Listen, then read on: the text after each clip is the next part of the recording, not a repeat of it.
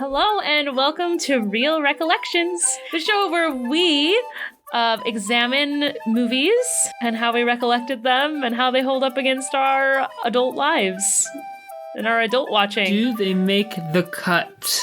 Will they make it? Will Alice in Wonderland make the cut? Will they hold up? Disney's worst film. Just kidding. Objectively his worst film. I'm Mary. And I'm Jonah. So now you know us. Mary. Yeah. How was your week? My week was pretty good. It was good? Yeah. I've been here. I'm at an opera camp right now, for those who don't know. So I'm just living my life, getting coachings. Living your life. Yeah. In Virginia. Learning all in the your things private suite. I don't know about language and singing. So it's always good. That is good. Well, I'm doing great, and I'm looking forward to talking about Alice in Wonderland. Yes. It should be a good time. And to catch all of you guys up on Alice in Wonderland, here is our plot in the pinch with Sally. Things keep getting curiouser and curiouser as Alice wanders farther down the rabbit hole. What started out as a playful chase between a daydreamy girl and an unpunctual rabbit has now become a psychedelic nightmare. Everything in the ironically named Wonderland seems to have it out for her. In the end, though, Alice's wits will be tested many times. But will she leave with both her literal and figurative head? Thanks, Sally. That was great. I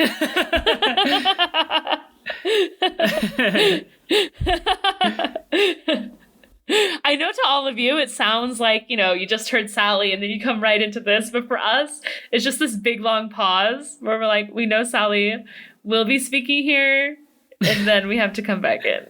Anyway, just to give you a little background on podcasting, me and Jonah just stare at each other for a couple seconds, and then we start talking again. So that should be happening shortly. But now it's time to talk about how we remember Alice in Wonderland as children. So, or what our experiences were with it when we were kids. So, Mary, how do you recollect Alice in Wonderland? I think I only watched it like once or twice. I remember thinking that the ending was really creative for some reason, just because I'd never seen that whole, like, she wakes up and it was all a dream. So it's kind of the first time that I'd heard that. And so I thought it was really creative, even though now I'm kind of like, No, that ending is like super cheap. You're like, you just took away the whole validity of your entire film. Of the whole movie. You just took the all only of it film away. where it like kind of worked was Inception, but that's because you're like, was it all a dream? Or was it not? Or are we still in the dream? Are we still in the dream? Or were we ever in reality at any point in the film? You just don't know. Did I just watch a movie? Or not? Yeah, it really does. It definitely feels like that. Yeah. Yeah, but it leans into that. That's its whole thing. But yeah. And then I remember, of course, we went to Disneyland when I was a kid, and I remember that the teacups made me sick. I was a Disney child. And I remember that I thought that the Alice in Wonderland ride was super scary, because there's this part where, like, when you're a little kid, you're in the little caterpillar cars, and you come out of the building. So you go into the dark ride, and there's the part where you come out on top for those, and you're out on the leaves and flowers and stuff. I thought that was really scary, because you're going fast and you can't see the end of your caterpillar, and it looks like you're just going to go right off the edge of the leaf and die. Yeah. But it was like fun scary. Like you're like, oh, and then you would turn away from the edge. Mary is like a adrenaline junkie when she was 7. Oh my gosh. She's got to go to Disneyland to get those, to get those adrenaline highs. Adrenaline highs. Like, from the dark rides. Things like, Living going on into the hell. edge. She thought about going on Pirates, but after going on Alice in Wonderland, she was like, I don't know if I can handle Nothing can top that. that level of adrenaline that I got on top of those leaves. Wow, it's just thrilling. Yeah, I just peeked there. Yeah. That was the true adrenaline rush. Yeah, so that's what I remember. I remember thinking Wonderland was creepy and that everyone was mean to Alice for no reason. And basically I never watched it again. So my kid self wasn't super impressed. Yeah. How about you, Joe? Honestly, I'm not even sure if I ever watched Alice in Wonderland when I was a kid. So, I mean, it's been a pattern where I've said that I wasn't really allowed to watch it because I was on the younger half of the totem pole. So in our family, okay, but we didn't even really own it. But I don't think like I ever option. saw it. But I remember watching a lot of commercials for it and seeing the rides at Disneyland, and I remember being really fascinated with Disneyland, and I mean not Disneyland, Alice in Wonderland. And I found it really intriguing and I always wanted to see it. And so I was really excited to finally watch it on my own, kind of devoid of all judgment. And I guess we'll talk about that a little later. But I mean, there are a lot of really iconic things in Alice in Wonderland that kind of transcend the movie itself, like the White Rabbit and the Mad Hatter scene and the Queen of Hearts. Like, those are like really iconic characters that I think everyone knows a line from, So right, you've at least heard it. It's kind of like Casablanca lines, and things like that. Like you don't know where it comes from, but when you watch the movie, you're like, oh, that's where it comes from. So like the line that the rabbit says, it's not even that great of a line. It's kind of, I think it's kind of an easy rhyme. I guess it's, I'm late for a very important date, but I know I've said that several times, and I know that a lot of other people in this world have also said those lines. And so I think I still have like almost more memories of this film, even though I hadn't seen it. Just from like hearing the phrase around and like wanting to see it and stuff like that. Is your longing your dream? My dream. I saw it in my dreams. Your dream. Thanks. Now that you've seen it, do you feel complete? Oh yeah. Now everything makes sense. All of the pop culture things I didn't get, now they make sense. Yeah. Now you're in the loop. Everything makes sense now. Amazing. Finally, just kidding. Never mind. Honestly, I'm a little lost like right now. I'm like, wait, are we talking about history now? No, we're not talking about history yet. We're gonna do that in a second. Hopefully the third time's the charm. Guys, the universe did not want us to make this episode. We have sat down to make this 3 times. 2 times we have pushed record. And the first time, like, Jonah's recording, like, the SD card just filled up, and we didn't know when it had filled up, and so we just decided we'll just reconvene tomorrow, start it again. Next day, we sit down, and we start recording. We're 45 minutes into it. We're almost done. And I realize I haven't pushed record on my recorder the final time. Like 5 minutes from the end. It was going so well. At least that's what I imagined. Yes. You know what I mean? I thought it was going well, but it's okay. It's okay. It's going to be better now. It's better. So that was how we remembered Alice in Wonderland, and here's how it was made. Some history about what went into Alice in Wonderland. So Walt Disney was always super interested in Alice in Wonderland as a source material. In fact, in 1923, he made a version of it that had a live-action Alice, and then she gets dropped into a animation world. And that was a really new technology, and it was the first time that they had ever done something like that. Again, they made another film that was inspired off of Alice in Wonderland shortly after, I think Snow White came out. I can't remember the exact date, but it was called Mickey Through the Looking Glass. And Mickey wakes up from a dream and he goes through the mirror and he dances with a bunch of cards.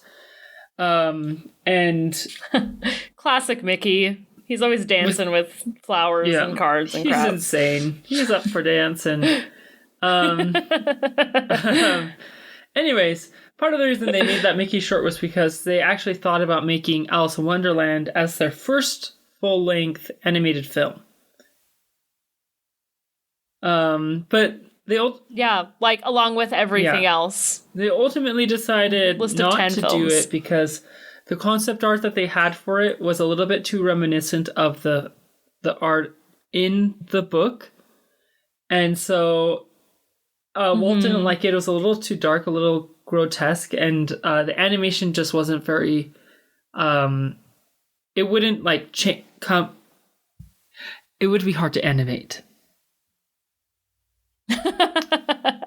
Yeah, it had like a lot of dark lines, the original art. Let me see if I can find the artist's name. He made like over 240 drawings for Alice in Wonderland. John Tenniel. It was John Tenniel. Mm-hmm. But they ended up throwing almost They're really all cool of them drawings. out. Like, you should go look them up if you haven't seen them. They did use some of the scenes that he had sketched, but most of them got thrown out. Yeah, because they just didn't translate well to animation. Plus, the book, they were having a hard time just story-wise, piecing together a story. I mean, because the fun of Alice in Wonderland, if you've ever read it, is kind of the wordplay and stuff. Like, in the original book, there's a mock turtle, and the reason that was funny was because in Britain, turtle soup was a big thing during this time period. And mock turtle soup was turtle soup, but made with a different meat. Oh.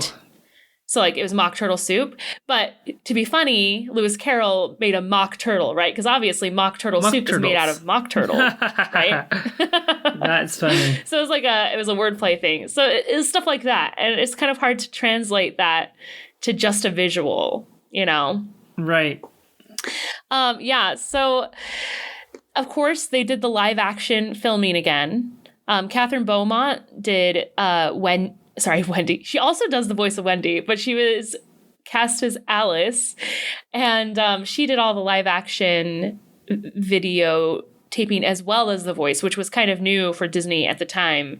Because usually they like to have someone do the live action video that they would reference for the animation and someone do the voice, just to get the two different takes of it. Yeah. Interpretation. But in this case, it was the same actress, and they did this with all the actors. Probably easier because they don't have to hire as many people, right? Yeah. Yeah, and you go. Go ahead. Don't let me stop you. No. So Ed Wynn was one of these actors. And he's kind of the first time that Disney hired a well-known actor to play one of their voice parts. Probably because they were getting big enough that they could do that. But before then, they just always kind of listened. You know, I mean, Cinderella got the part out of a demo track. So Walt was just always just listening for the best voice, not necessarily like a name. But Ed Wynn was a well-known actor, and he was also a vaudeville actor originally, before he became a film actor. And anyway, they were doing the Mad Hatter scene with Ed Wynn and, you know, Catherine Beaumont and, you know, the March Hare and all of that. And apparently Ed Wynn was just ad-libbing a bunch of stuff. He was adding lines and just being super funny. And they decided to add, you know, all of those things to the movie. So they got him into the recording booth to record it again, just for sound. But it wasn't as funny because it didn't have that kind of live theater energy of just, you know, throwing things off the cuff that Ed Wynn was so good at. And so they eventually decided they would just use the audio recording from the live session. And that's what you hear in the movie. So I think that's kind of cool. Yeah. It's pretty cool. And actually, originally, they were planning on using a live-action Alice. It was going to be like their first Alice in Wonderland film. But then They got the concept art from Mary Blair. And Walt liked it so much. It's actually what made him decide that they could make this movie. He liked her artwork so much. But then he also saw the character that she had made for Alice, and he just wanted to use that character. So they decided it was all going to be animation. There wasn't going to be live action characters in it. Yeah, you should go look at Mary Blair's paintings. She also did concept art for Cinderella. They're kind of geometrical. She really plays with colors, like absurd colors and shapes and perspective. What do you call it? Perspective. Yeah, she plays with perspective, which you'll see all throughout Alice. Yeah, her paintings are really fun. Like, I would put them on my wall. They're awesome. Yeah. Yeah, and there were some voice actors who, of course, we always like to give a shout out to the ones who worked on other films. Bill Thompson, who played the White Rabbit, later did Smee in Peter Pan, Jock the Terrier in Lady and the Tramp, and Scrooge McDuck in some shorts. And Pat O'Malley did Tweedledee and Tweedledum, and also did the Walrus and the Carpenter sequence, and the Elephant Cole, and Hottie and the Vulture Buzzy in Jungle Book. So, of course, we've got those Disney VIPs O'Malley doing multiple voices. O'Malley the alley cat. Goldfish. We didn't say anything about Aristocats, but we did say something about O'Malley, I guess. Anyways, yeah. Good It'd stuff. be fun to be a voice actor for Disney, I think. I think so, too. I would love it. I'd love to just play, like, townsperson number 3, just to be involved. You're like the lady in Beauty and the Beast that screams, like, I need 6 eggs! That's too expensive. It's too expensive. Isn't there one line, like, in the crowd that's like, I need a knife, or something like that, or something about a knife? I don't know about that one. No, there is. Like, anyway, that's the line I would want to be, though. It's like in the big crowd scene. Go listen to it. There's a part where something about a knife. Anyway, that's the one I want to do. That's the one. That's the one. I mean, I know now they've already done like the animated and then the live action. But when they do the second animated one, you know, that's the part I want to be. Yep. Whoa. Yep. The music. Speaking of music. The music in Alice in Wonderland is actually one of the more prominent parts of the feature.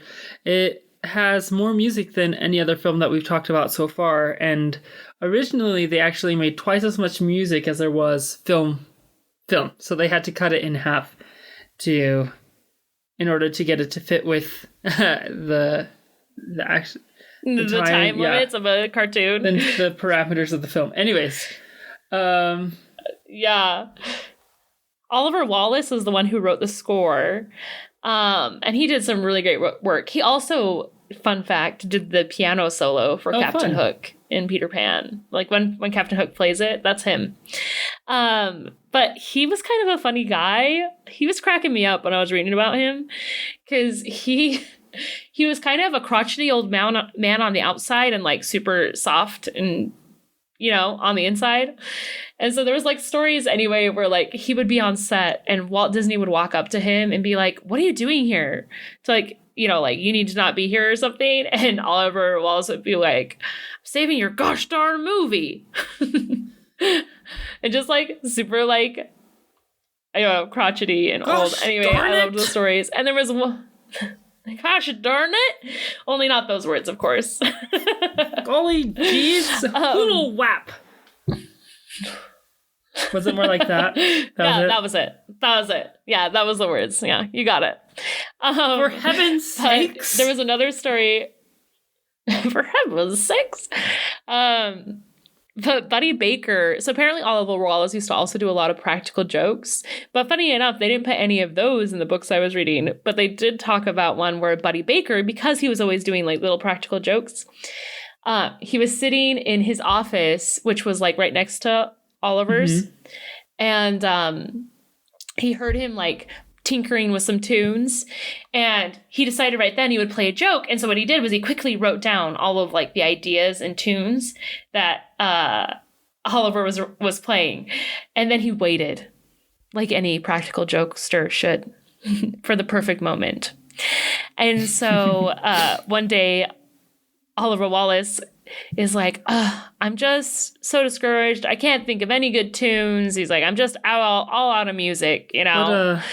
What an artist thing to say. What an artist, I know. And Bunny Baker's like, oh man, I'm so sorry. And then he waits a little longer. And then later he comes back to Oliver Wallace and is like, hey, I know that you were saying that, you know, we should look through some tunes together. I think I've come up with some good stuff. And so he gives him the music that he transcribed from Oliver. And Oliver sits down at the piano and starts playing it. And about 4 or 5 measures in, he like slams his hand down on the piano and turns over and he goes, "You son of a gun!" That's funny. That's amazing, though. I just love that. I wish I could have been there, the fly on the wall during that moment. Anyways, yeah. But yeah, so that was the music. Oh, and the music sort of starts showing the problems of this film. So there are 19 songs in this film, and there's like 8 people who wrote those songs.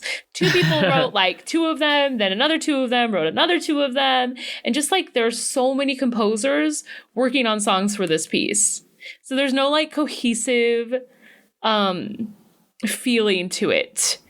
And that kind of leads, we've kind of been nice so far, but this kind of leads to the Alice problems that people perceive.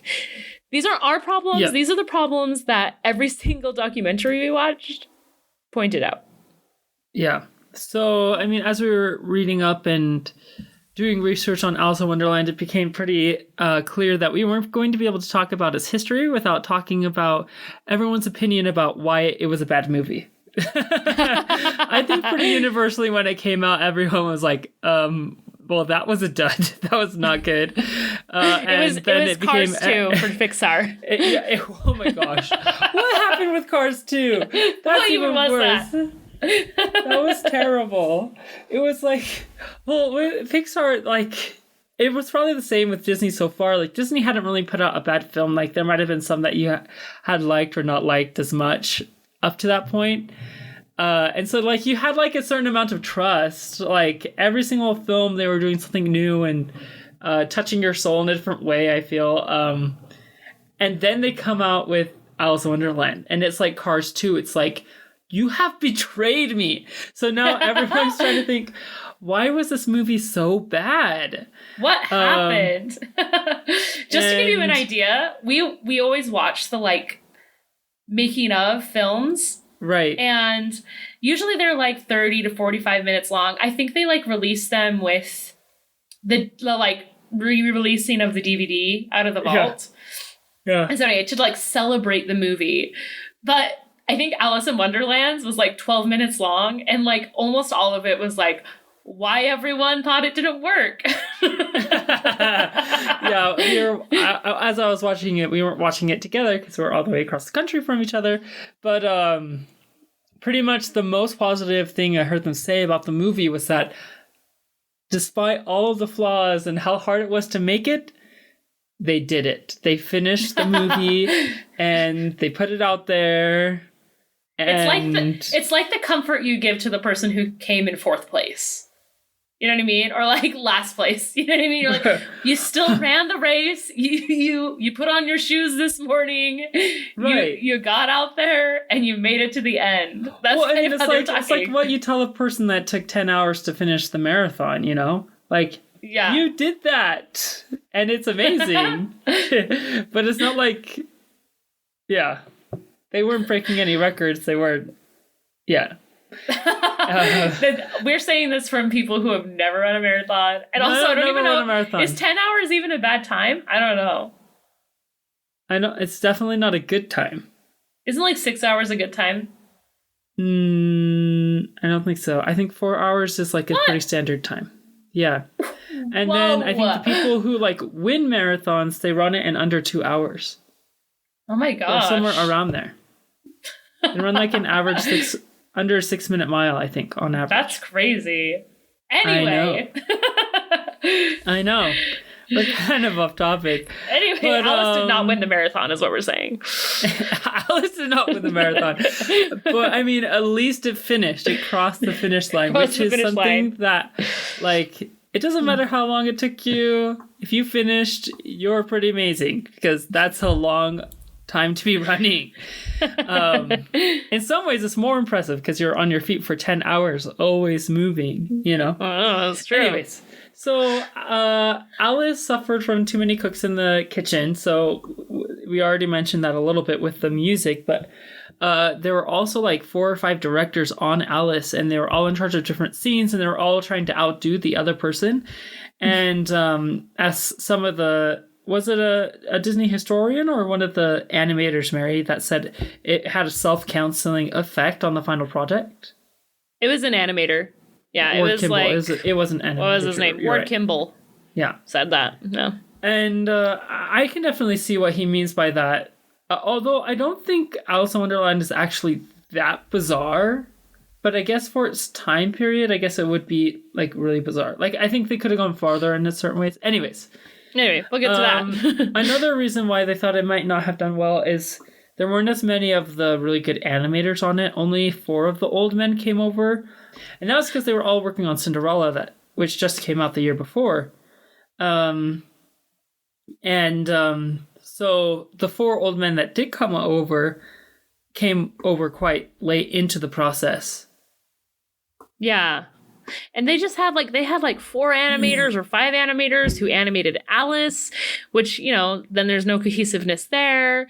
And anyway, in the end, American critics basically were like, this doesn't feel like Disney to us. Like, it's not magical enough and everything.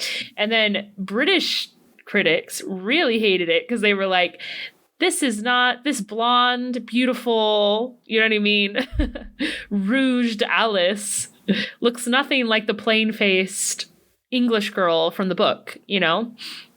And so they were upset about that. And this is kind of the first time we get sort of the start of Disney princess hate, you know, where people are like, Disney just always wow, I can't.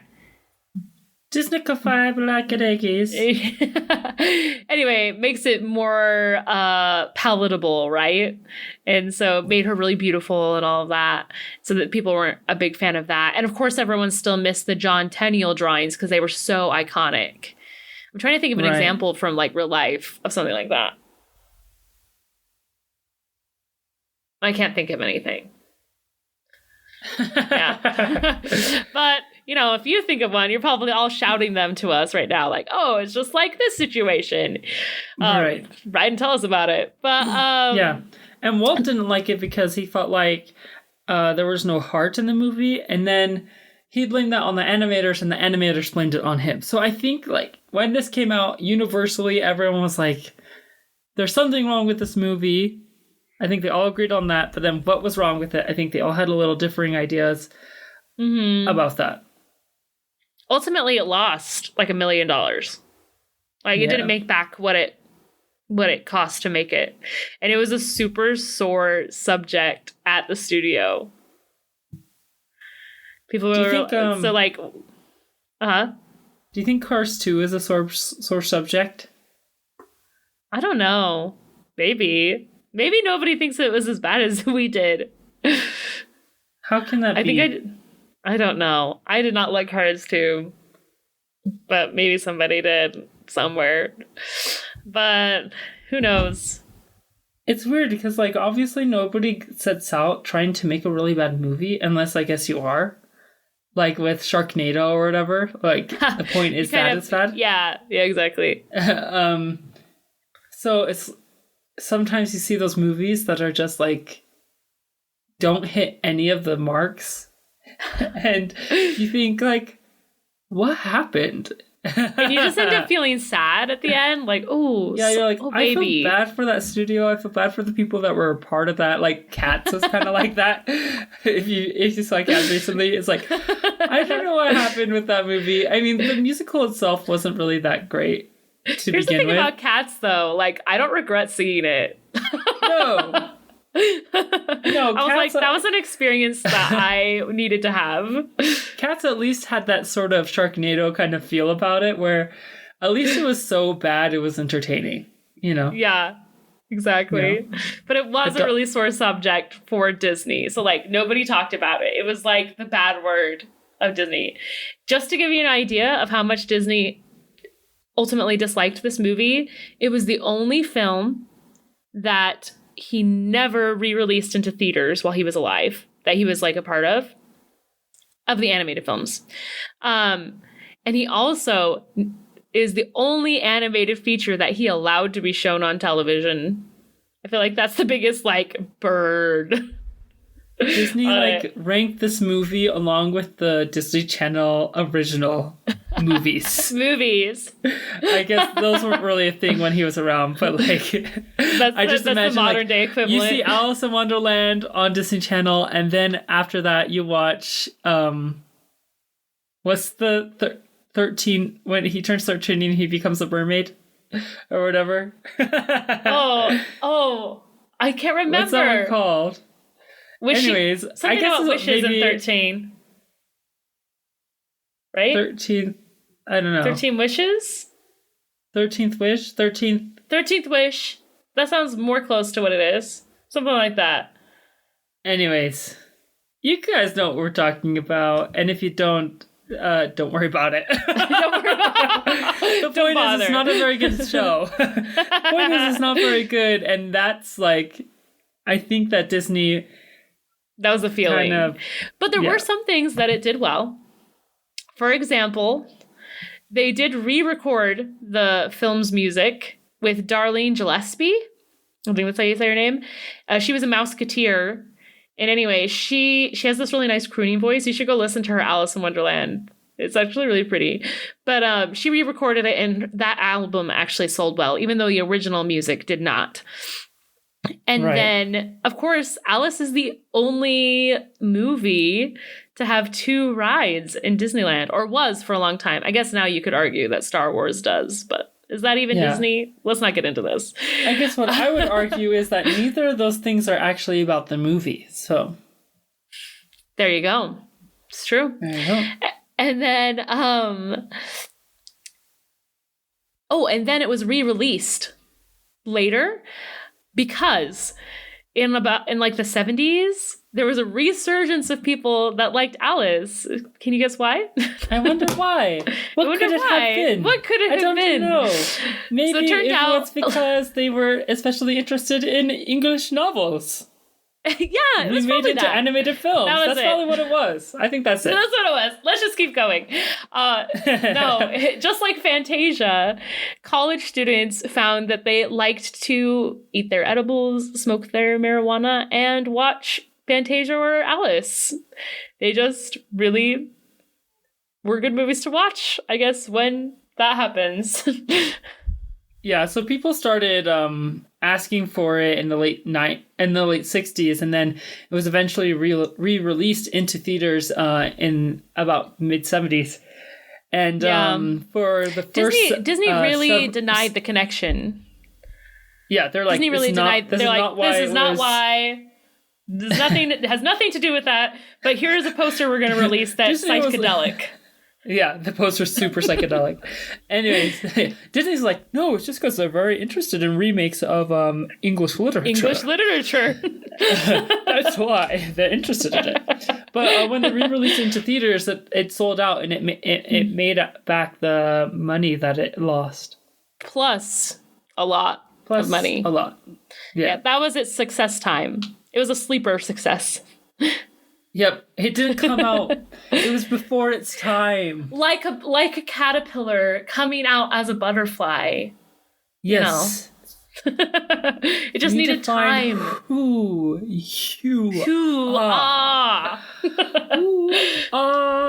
you, Alice? And ultimately, it was nominated for one Academy Award for instrumental score by Oliver Wallace, which we didn't really talk about, but the fact that Oliver Wallace was able to tie together those 19 songs written by like 80 people, just kidding, just like 8 people. It's written by more and more people every single time. Every single time we record, more and more people help write the music. 19 songs written by like 1,000 people. 1,000 people. So yeah, he was able to tie together those themes and make this kind of cohesive, super quirky score. So I think he did a really good job. But yeah, that was the history of Alice in Wonderland. Yay! Yay! And this time we were both recording. What'd you say? Sorry. I said this time we were both. You laughed when you didn't hear what I said. This I was time laughing at my own singing. Recording. Sorry, I was being vain. Oh, okay. I get it. You're funnier than me. No. Oh my gosh. You know what they say about people who think they're funny? No. Oh, I was hoping you would know. I don't know what they say. I depend on you for this. That was how it was made, and here's what we thought of it. Yeah, here's what we thought about it when we watched it twice this week, separately. Yeah, separately. Yeah. So Jonah, Mary, what do you think? What was your first thoughts on Alice? Oh, me? You want to hear? Yeah, you want to hear what I have to say? I want to hear what you think this time. I don't know. Just this once. Yeah. I don't know if you want to hear. It might be too much for you. Jonah, I'm not gonna beg for your opinion. Well, obviously I had high expectations for this film because I wanted to watch it for 20 years. And so I was really going into it thinking that I would like it, even despite everything that everybody said in the history and stuff. But well, I didn't. See, I went in with opposite expectations because I was like, I remembered how I felt about it when I was a kid, and I remembered that, and I had just read the history. So my expectations were super low, and I actually, I had a good old time with it in its way. I think it definitely has problems. What were the things that tell me what really bothered you, Jonah? Be real. Nothing really bothered me, and that was kind of the point. I just kind of felt about everything, because I don't know, there wasn't anything really connecting me to Alice, and she's really the person that it's all about. So I guess more than anything else, I would agree with Walt's perception of the film, in that I don't think Alice had enough heart.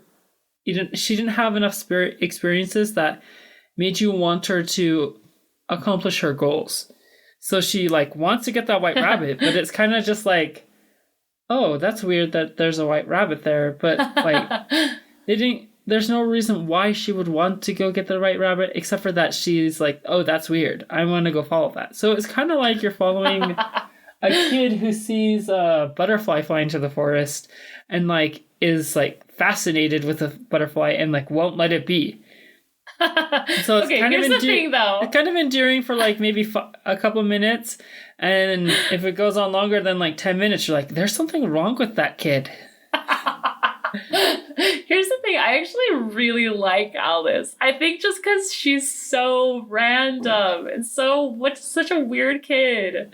Any kid who I don't know, it's just the films up till now, you've had all these characters who are really nice and really awesome. I love Cinderella, love her, but they're all really nice and all that sort of thing. And then you have Alice, who's just yeah, I don't really care about history, and also in my world we wouldn't have it. And you know what I mean? She's just I love that she's just so weird.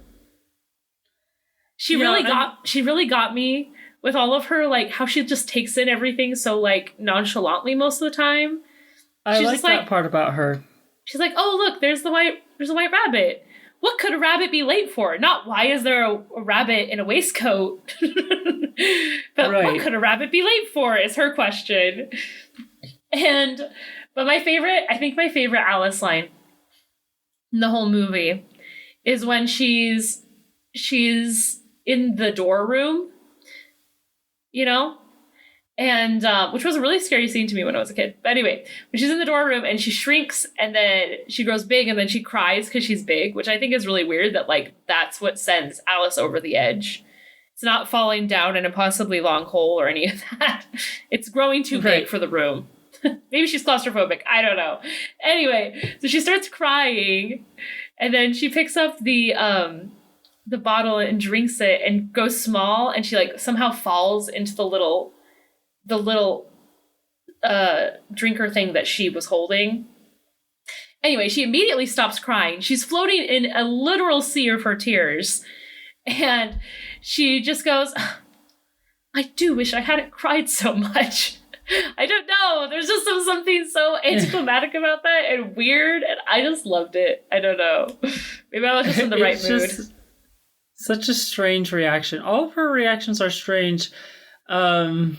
Yeah, I sort of feel like the Disney historians now. I'm like, what was it that made it so bad?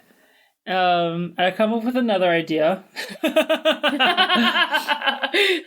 Okay, so when I was thinking of Alice, I couldn't help but like see some similarities with Spirited Away. If you've seen that Studio Ghibli film, I love that film. And it's similar because it's a little girl who's very sweet, and she sort of also goes with the flow with all the strangeness. And the rules are totally different in this new world. But the difference is there's nothing at stake in Alice until about halfway through the film. That's true. In Spirited Away, you have her parents, and you're like, oh my gosh, she's going to be an orphan, and her parents are going to not just die, but they have been turned into pigs, and they're going to be eaten. Spoiler alert. Oh yeah, sorry. If it came out like 40 years ago, so they're going to be eaten if she doesn't figure out how to save them, you know? Yeah. And Alice, if she doesn't find the right rabbit, nothing. She just doesn't find the right rabbit. She just doesn't find the right rabbit. I know. You know. I do think that is a problem. She needed some sort of goal that was more than just following the white rabbit. But I just love her. I do think that the weakest part of the movie for me is because I like the beginning. I like the beginning with her cat, which by the way, fine. Mary's writing of the story, if Mary were to rewrite it, is her cat Dinah would come with her and turn into a talking cat when they got to Wonderland. I'm just saying. I think that would have been a great...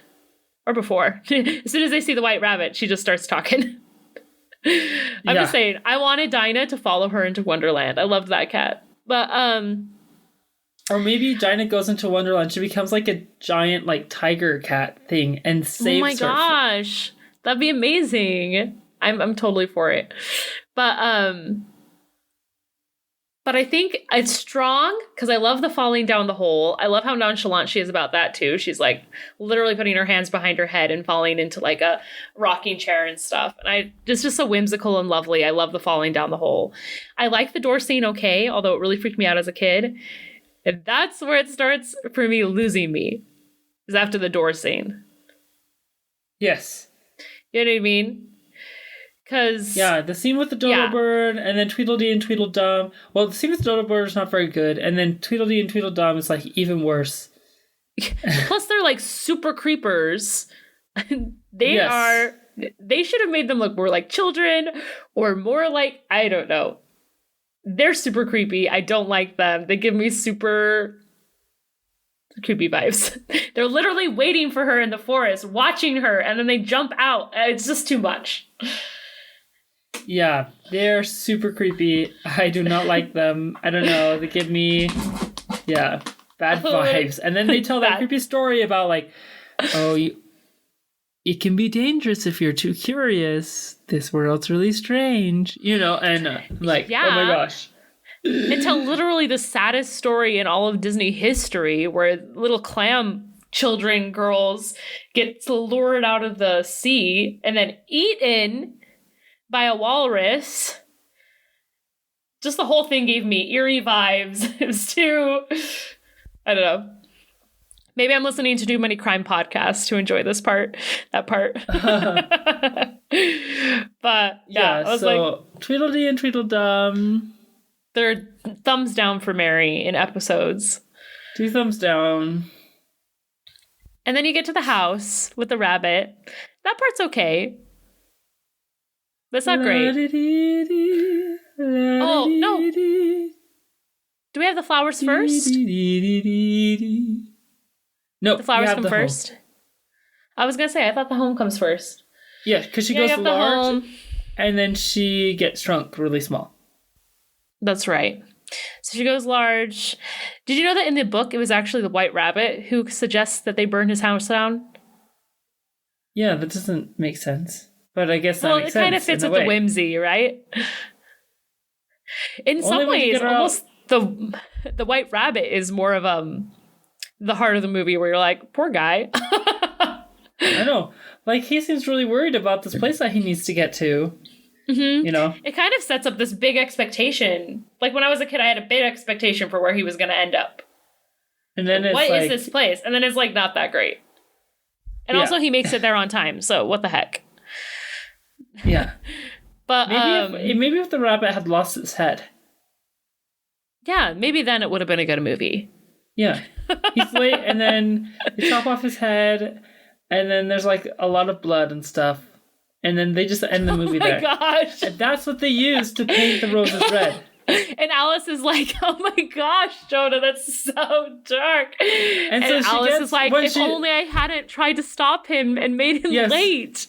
If Alice doesn't know that it's his blood that they're using to paint the roses red with. Oh my gosh, stop. And then... No! And then they find his head, like, on the wall or something. Like, on a pike or something outside the castle. Oh my gosh. I certainly could have made this movie more dark. And then you're like, whoa, Alice needs to be careful with this lady. Yeah, then she actually learned a lesson. Like, maybe it's not a good idea to go down a hole and then talk to a bunch of strangers and then just keep going farther and farther. So that's why I feel like the movie doesn't really pick up until she meets the Cheshire Cat. Because then it feels like she's actually... Like, she has a goal. She's gone too far. Doesn't she say, I want to go home then? Yeah, she wants to go home at that point. Yeah. She's like, I don't care about the rabbit. I'm done with all this craziness. That's something everyone can understand. Like, I'm lost and I just want to go home. And the fear and anxiety that comes from that doesn't even necessarily totally make sense. Like, you know that it's probably not going to be a problem. Even if you were lost in the woods for a couple of days, like, you'd probably survive. You know what I mean? But, like... Mm-hmm. You're walking for 2 hours in the woods and then suddenly you realize you're lost and all of a sudden it's just like gut-wrenching fear, you know? It's like something you can't overcome. You feel totally helpless. Well, and I think that's really a kid thing too. Like, because kids will just wander off and they won't know they're lost until, you know, a few hours later and then suddenly like... I'm lost. And that's when the tears start. But, like, the wandering, they knew where they were going. I'm looking for the White Rabbit. Yeah. But then they turn around and they're like, oh, I don't know how to get home. Yeah. So I agree with you. To me, there's, like, a blank space in my mind from, like, the door to, like, her meeting the Cheshire Cat. Like, all of that, to me, could have been cut. Other than I do like the flowers, actually. The sassy flowers, I kind of love. What about the caterpillar? Caterpillar's okay. I don't know. He's not my speed. I don't love him anyway. What about the bird? That's my second least favorite part of the movie. Oh yeah, I don't like that part. Because it never goes anywhere. When she gets big, it feels like, okay, that just happened. For no reason. Any other scene, it's like, it wasn't funny. It didn't grow any of the characters. It was just like in there. Yeah. And exactly. The bird character didn't seem to like really match any of the other characters in Wonderland. I feel like the biggest lesson out of Alice in Wonderland is don't eat stuff that you don't know where it came from or what it does. Don't eat cakes that say eat me. Just don't eat food that you don't know where it came from. I don't know. But yeah, I think it really gets started with Cheshire Cat. And I love the Cheshire Cat. I don't know if it's just because it's the guy who voiced Winnie the Pooh. And I just think he's so great. Yeah, he does a really great job. And I love his introduction, singing that song that doesn't make any sense. Yes, that's my favorite. 'Twas brillig and the slithy toves. I know. Out grabe. I don't know. I think the Cheshire Cat and the Mad Hatter, they really capture the essence of Wonderland that I don't think any of the other characters up to that point had really. Where it's like funny weird. You know what I mean? Where it's like, because he's like, I'm not all there myself. And then like just as he's disappearing, you know? Yeah, it's funny weird, but it's also like a little unnerving. Like that's part of the reason why it's funny is because it's a little uncomfortable. Yeah, exactly. And so you can really, because it's a little uncomfortable and like the Cheshire Cat's like, what do you call it? Inconveniencing her, right? Because he's not really helping her. You know what I mean? Yeah. Some people like to go that way and some people like to go this way. Personally, I like to go that way. You know, that kind of thing. And he's like, where do you want to go? And she's like, I don't know. And he's like, well, then it doesn't matter. Doesn't matter which way you take. Which is literally true. Yeah. And then right after that's the Mad Hatter, right? Yeah. I love the Mad Hatter scene. I have to admit. That scene's perfect. I think that scene is perfect. Don't change anything about that scene. It's great. As a standalone scene that it's like genius. I love all the plays on words. I feel like that's the only scene. That one and the Cheshire Cat are the only ones that like really captured the literary genius of Alice in Wonderland. Where it's like, one's of tea. Oh, I'll just have half a cup, and then they cut the cup in half and they fill it up. You know, I like, know. Would you like a cup of tea? And he pours the cup on his hand, and it becomes a teacup filled with tea. Yeah, you know, filled with tea. It's very funny. Love and that then part. How they're like, move down, clean cup. what was it? Is because the empty cup, move down, and it's like the rules don't make any sense. It's like that one game that card game. I don't know if you guys have played this. I learned it at a scouting activity, and it's the most infuriating game because the rules can change at any moment, and there's only one person that knows the rules, but he can change it all the time, and so. If you beat them, then you become that person, and then you can change the rules all you want. So it's kind of like that. Wonderland is kind of like that. The Mad Hatter scene is kind of like that. It's like the rules are always changing, and if you're not the one in charge, it's like infuriating. You just kind of have to like go with it. In some ways, Alice actually is kind of smart in that she like kind of goes with it. But I also love, I just love all the characters in that scene. I love when like they suddenly think she's mad and they're like, oh, would you like a cup of tea? And they're like, because she says the same thing they said. She's like, why is a raven like a writing desk? Like, what did you say? She's mad. That doesn't make any sense. And then my other favorite part of that scene is when they just destroy the White Rabbit's watch. Yes. And they're just handing stuff. He looks at the watch and he's like, oh, I know your problem. This watch is exactly two days late. If it's exactly 2 days late, it's exactly on time. On time. I know. And then I love, like, they're putting all the stuff in, and he's like, mustard! He's like, mustard! Now, don't let's be silly. Don't let's be silly. Oh, don't let's be silly. I love that part. That whole scene is just so delightful. Hilarious. In fact, I want to rewatch that scene right now. I know.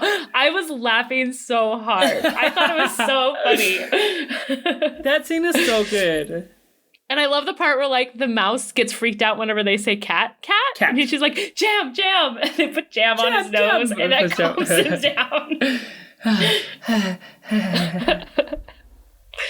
Twinkle, twinkle, little bat. Twinkle, twinkle, little bat. How I wonder where you're at.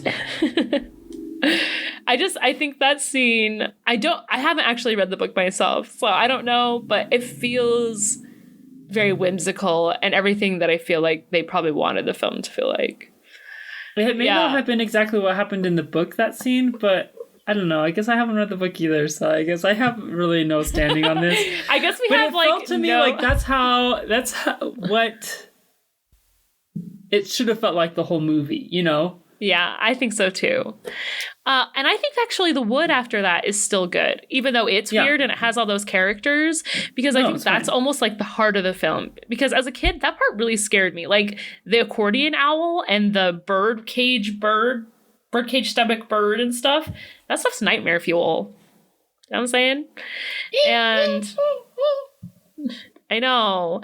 And the little dog that sweeps away the path, and that makes no sense. I don't know. It's just very much captures that feeling of being lost. And everything looks scary and everything is mysterious. And then she sits down and sings her like heart of the film song, which should have been so much earlier. Yeah, here's my problem with that song is that she cries through the whole thing. It's like the song that was in the recent Frozen 2. What's it called? The Next Right Thing? Next Right Thing, yeah. Drives me crazy when people cry through the whole song. I'm like, I know you're acting. Find some other way to show that you're sad through the entire song than cry through the whole thing. I love that song. I kind of get what you're saying, but I like both songs actually, but it just feels like it cheapens the experience and the music and the song to cry through the whole thing. You're not really doing it justice. If the music and the song was written well, you shouldn't have to cry through the whole thing to be able to communicate the sadness, the emotion of the song. I get that. It should be more powerful. Like, you can choose moments to lose it in the song, but the whole thing, come on. I can't handle Catherine it. Beaumont wasn't really me. much of a singer anyway. She was more of an actress. I thought she did a good job, though, actually. She has a sweet little voice. She does have a sweet voice. I don't mind her voice that much. I don't either. It's not that strong, but it's not strong. Some of but the pitches, I'm like, that wasn't exactly what I don't think the pitch was. And then so then you move into like the last scene with the Queen of Hearts, right? You get the Cheshire Cat again, of course, and the random disappearing people. I have to say, there is a part of me that, knowing it's a dream as I'm watching it, I'm like, this is kind of how a dream feels, where you're just like being bounced between all these crazy things happening, you know? Right. And so anyway, Cheshire Cat gets her to the Queen, is like, well, you must meet her. She'll be mad about you. Mad about you. I love the Cheshire Cat. He's almost the antagonist of the film, not the Queen of Hearts. But anyway. Well, he actually helps her find the rabbit. He does. But he also, like, purposefully puts her in danger. Yes. But you meet the cards, painting the roses red. It's a weird scene. Also, the thing that bothers me about that scene, they're flinging paint everywhere. I was like, how are they expecting to get away with this when they're literally leaving a trail of paint everywhere? Everywhere, yeah. I know. Oh my gosh. Yeah, I don't really like that scene, but as soon as the Queen comes in, it's like, it's like, this is what I've been waiting for the whole movie, a villain, a conflict, you know? A real conflict. And the Queen of Hearts is funny. She's hilarious. Just her sudden, like, shifts. I feel like everyone knows that person that's like, she's like so nice, and then she's like, sit up straight. Da, da, da, da. You know what I mean? Speak up, sit up straight. Stop playing with your hands. I know. And it very much feels like being a child. You know what I mean? Like, suddenly you're like, oh, okay. Open your mouth bigger. I think she says that. And say, yes, your majesty. Yes, your majesty. And I love the king when the always being like, oh, and me, and he's like, and the king. And like, the king. Whenever they're introducing, they're like, the Queen of Hearts and her court of cards, and then the king like pulls on his shirt and he's like, and the king. And the king. And the Queen's like, off with his head. And the King's like, yes, off with his head. That's what I want to say. That's exactly what I want. This is what I'm saying. I'm decreeing it. It's me who's doing it. Yes. I do love that. Yeah, I like all the relationships in that thing, and then the croquet match where everything's against her. Yes. And she doesn't win. I don't know why in my head I thought she won, and that's why she goes to get her head cut off. I think as a kid I thought that. Because I knew that she didn't want her to win, but it's really the Cheshire Cat. It's the Cheshire Cat's fault. I know. Oh my gosh. That guy, man. And I love that scene. Pretty much, and the court. The court scene is pretty good, but then after she gets big, after that, then it's like, what? Until the movie ends. No, I agree. My favorite part of the court scene is whenever the queen is like, "That's very important. Write that down." And it's just nonsense. And how she like can't wait. They're like reading the report, and she's like, "Can you get to the part where I lose my temper?" There's something so like innocent about her and still like power hungry. I don't know. I love her. She's so interesting as a villain. Twinkle, twinkle, little bat. That's very important. Write it down. Write that down. And Alice is so over it at this point. She's like, ugh. I know. There's one part that I really loved, and I wish she had more of like these movements throughout the rest of the movie. She like puts her hands on her face and like pulls it apart. So like her eyes stretch and stuff, like, ugh. I think it's when they pull the Mad Hatter in as a witness. But he wasn't even there. He wasn't even there. And she's like, oh my gosh. And I wish there had been like a little bit more of that from Alice. Oh, fun part. Yeah, I agree with you. I think there should have been more.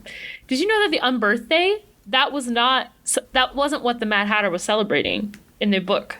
Oh, what was it? So they mentioned the unbirthday, I think, in Through the Looking Glass, but he was in an argument with time, and that's why he was in an endless tea party.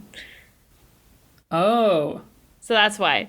But I love the unbirthday thing. I think it's great. I think it's fun too. I have no problems with that. Yeah. Mary, I just realized something. What? It's your own birthday. It is my own birthday. It's your How own did you know birthday. that?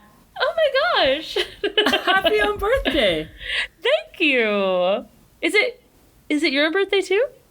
You don't know when my birthday is?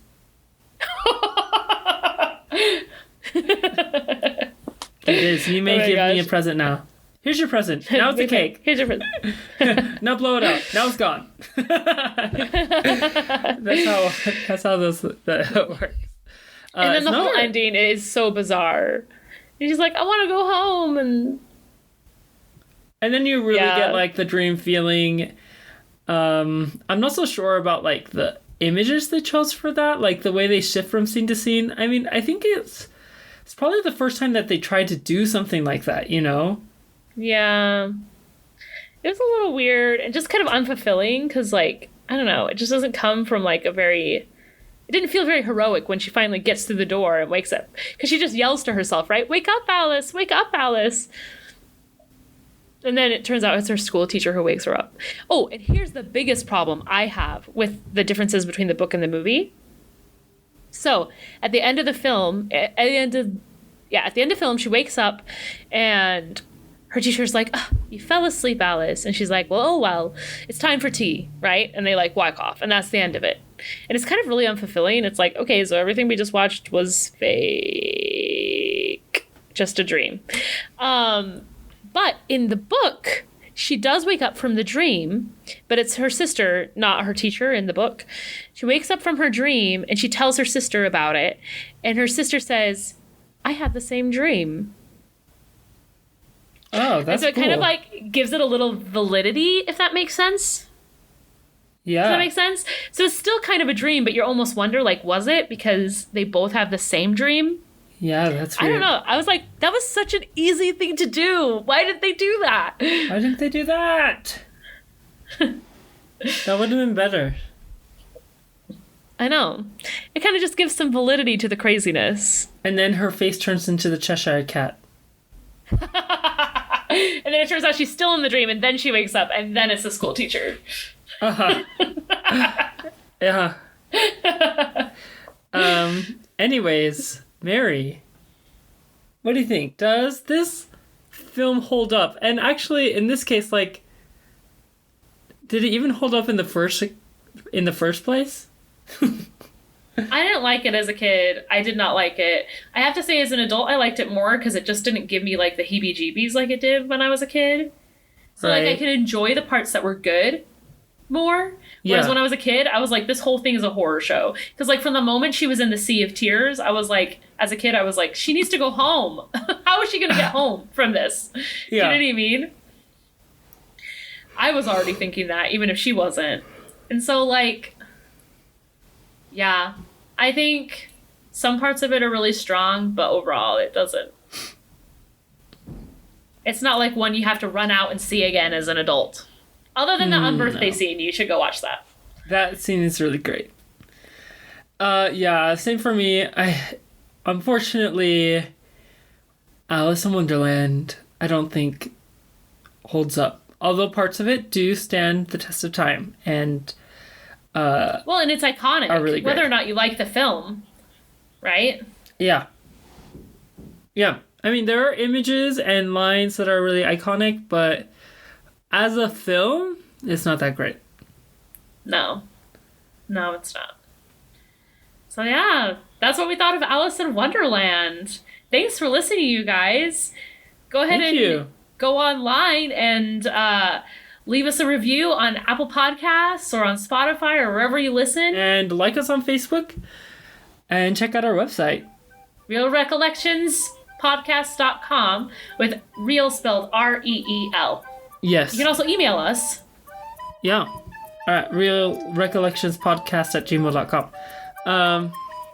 Yeah, please message us. We'd love it. Give us we're pretty new to this podcast thing too, so if you have any suggestions for us as well that you'd like to hear us do during the shows, we'd like to hear it. So yeah. Thanks for listening, you guys. Take care. Bye.